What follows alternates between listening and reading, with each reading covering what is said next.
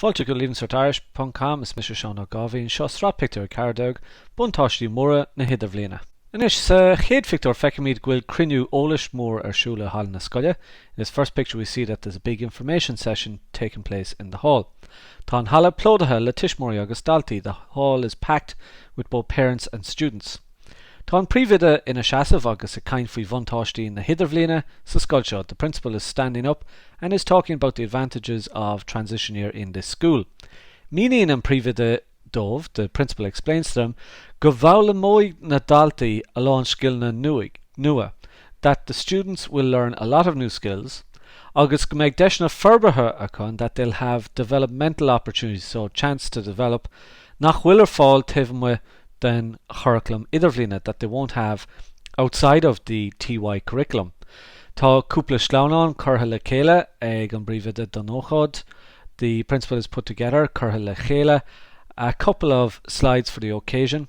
Buineann úsáid as riomhar glúine, she makes use of a laptop, agus telgóir digitach chun na slánán a haispáint and a digital projector to display the slides. Agus feicimid ar an slánán seo, we see on this slide, gwyl si ag taispáint lista dana scialna páirseata a bhaineann leis an Idirbhliana. So here we see that she's displaying a list of the personal skills associated with transition year.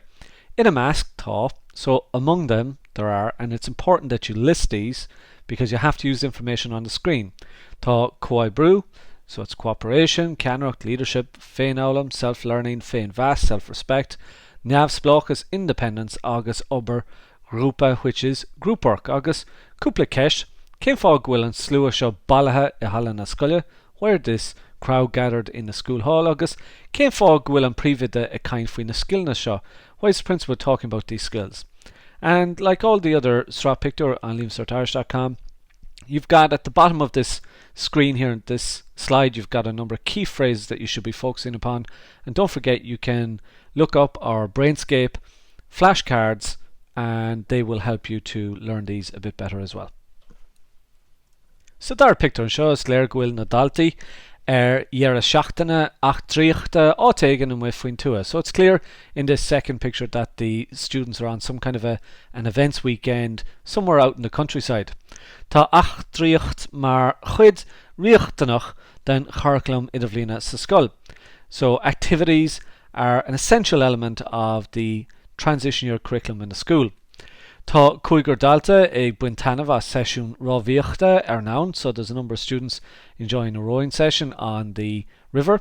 Tá dalta eile ag caighcáil ar an loch, there's another student kayaking on the lake.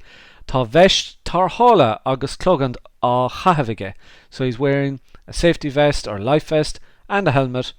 Mar chuirtear anna bhéim ar chórsaí slándála san ionad seo, because great emphasis is placed upon safety, chórsaí slándála san ionad seo in this centre. Tá ceathair acu ag drapadóireacht ar an sliabh, so there's four of them climbing up the hill or the mountain. Is clear gwyil siad ag bar an sléivenish, it's clear that they're at the top of the mountain now. Mar tá lámh an orda ag duine because one of them has got their hand raised. Feicimid Colleen Awan agus í ag bádóireacht. We see another girl and she's taking part in archery. Is deis intocht no untoch é seo don na daltaí chun tríle bhaint as rodineo. This is a wonderful chance for the students to try new things. So cúpla ceist, cá bhfuil na daltaí inis, where are the students now? Agus an dóileat gwyil siad ag buinteanamh as an their seachtaine. Do you think that they're enjoying the weekend? As rís, cúpla focail a bheith riachtanach. Cuirtear béim mhór ar chórsaí ceol agus drámaíochta san Idirbhliana. So great emphasis, béim mhór, great emphasis is placed upon musical and drama affairs or drama matters in the transition year. Feicimid ceol drama na hIdirbhliana ar siúla halla na scoile. So we see the transition year show taking place in the school hall. Tá ceathair dalta le feiceáil ar an stáitse. We can see a number of students, 4 students on the stages. Tá sé dabhsa ag an buinte áirithe seo, and they're dancing at this particular time. Tá siad gléasta go galanta agus tá siad ag casa sa glúba le rithim an cheol. So they're dressed up very elegantly and they're twisting and turning to the rhythm of the music le rithim an cheol. In a sin, ní aon siad deisna mar seo.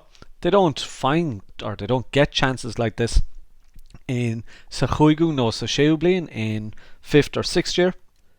Mar bí daltaí gafa le cuasaí staidéir I gcónaí, because students are always taken up or they're occupied by cuasaí staidéir I gcónaí, by matters of study. So study matters, issues to do with study I gcónaí. Agus an ceantar nach an seo talán daltaí eile I cabhrú leis an iireacht drámaíochta. There's a lot of other students helping with this drama effort. Tá cuid acu ag obair mar láithreoirí, some of them are working as presenters, stúrthóirí, directors, agus Yara set and on stage design. So the TY musical or drama or show is what's taking place here. So cúpla ceis, cén fá ghuiil na daltaí seo ag dabhsa? Why are the students here dancing? Agus an dóileat ghuiil siad ag buin tainmh as an ócád, and do you think that they're enjoying the occasion? Sa Sraith Pictiúr, in the 4th picture, feicimid ghuiil sesiún ólis ar siúl maidir le sciil na tamána. We see there's an information session taking place in relation to driving skills. Is léir gur sanolaí tamána an fear seo. It's clear that this man is a driving expert. Deir sé ghuiil sé fíorthábhachtach. He says it's extremely important that na daltaí bheith cuirmach ar na bóithre, for the students to be careful on the roads.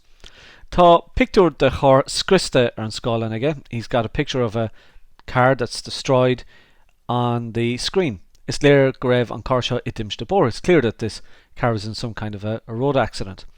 Míníonn sé don na daltaí go darlaíonn a lán timpistí bóthar in éireann. He explains to students that a lot of accidents take place in the roads in Ireland. Go mór I meas na nóg, especially among the youth or among the young. Mullen sé dómh gan a bheith ag tmáint go tapig. He advises them not to be driving go tapig, too fast. Agus or fast, agus a bhfuilú ar na bóithre. I'll say that again. Agus a bhfuilú or a bhailú ar na bóithre, and to slow down on the roads. Agus tá sé riachtanach, that word we've seen before, it is essential go mbeadh sesiún ólis mar seo, that there will be information sessions like this curtha fáil do gcuinóga, made available for young people. So cúpla ceis, cén fá ghuiil cur scrista ar an scála? Why is there a destroyed car, a car that's destroyed on the screen? As an dóileat ghuiil a chomhairle iarúnach don grúpa seo. Do you think that his advice is appropriate for this particular group? Sa chéad lead an Victor seo, feicimid an Taoiseach ina ó Cionnadh ina Hasamh. So in the first part of this picture we see the Taoiseachs in the Kenny standing up. Is dócha ghuiil díspórt ar siúl sa dál. It's clear, or it seems, that there is some kind of debate, díspórt, taking place in the Dáil. Maidir le todhchaí na tíre in relation to the future of the country, agus tábhacht na nóg, and the importance of the youth or the young. Deir sé gur fiú éisteacht le daoine óga. He says that it's well worth listening to young people, agus ghuiil tuairimí na nína óga, and that young people's opinions are unahabhtach dó féin agus don rialtas. That young people's opinions are very important to himself and to the government. Is léir mar sin ghuiil lucht na hIdirbhliana ar chuairt go dtí Dáil éireann I Mbaile Clear. It's very clear, therefore, that the transition year group are on a visit to Dáil éireann in Dublin. Sa Darlad and Victor feicimid the daltaí in a Seasamh ar bhalcón na Gúirteoirí. So we see in the second half of the picture that the students are standing up on the visitors' balcony. Is féidir leo gach rud atá ar siúl seomra na Dála eicáil, so they can see everything that's taking place in the Dáil chamber.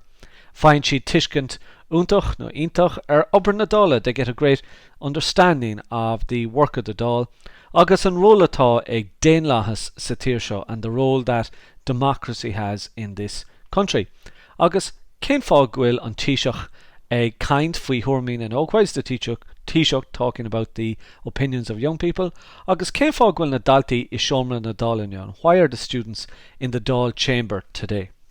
I picture is sé tá na daltaí ar thuras haar lars sa Spáin. So in picture 6, the students are on a trip abroad to Spain. Téin rang na hIdirbhliana thuras go dtí or go tír ísachta gach bliain. The transition year class goes on a tour to a foreign country, tír ísachta gach bliain, every year. Feicimid cúpla dalta agus iad in a sí sa Stad Nou Camp. So we see a couple of students sitting in the Nou Camp Stadium i gcathair Barcelona, in Barcelona City. Tá áthas an domhanar na buachalaí. The boys are delighted, mar ní bheadh seans dá leideach bheith sa stad seo gan an hIdirbhliana, because they'd have no chance to be in this particular stadium if it weren't for transition year. So darla an fictor feicimí na daltaí na sí sa seo maranga ag dar na bliana. So in the second half of the picture we see the students sitting down in the classroom at the end of the year. Scriven siad tuairiscí agus measúnachtaí chlár na hIdirbhliana sa scoil. So they write down some reports and assessments of the chlár na hIdirbhliana, is the transition year program sa scoil in the school. Ceapan gach duine acu gur bliain spragúil, tarbhach agus fiúntach a bhí ann. So each of them think that it was a highly motivating, worthwhile and beneficial year. Mullen siad chlár na nimachtaí go háir na spéire. They praise the program of events very highly indeed, go háir na spéire. So cúpla ceist, cén fáil ghfuil na daltaí sa stad seo, where the students in the stadium agus an dóileat go bhfuil na daltaí tanamh as an hIdirbhliana. Do you think the students enjoyed the transition year? As rís, cúpla focail a bheith táiteach. Sinead an srasho, don't forget to visit us on Leavingcertirish.com, where there's notes, videos, sample answers, flashcards and loads of other activities and resources that you should find useful this year. We also run a number of live classes that will help you, so feel free to hook up with us on Facebook or Twitter at facebook.com/Leavingcertirish or twitter.com/LC Gaeilge. Gur míle magat.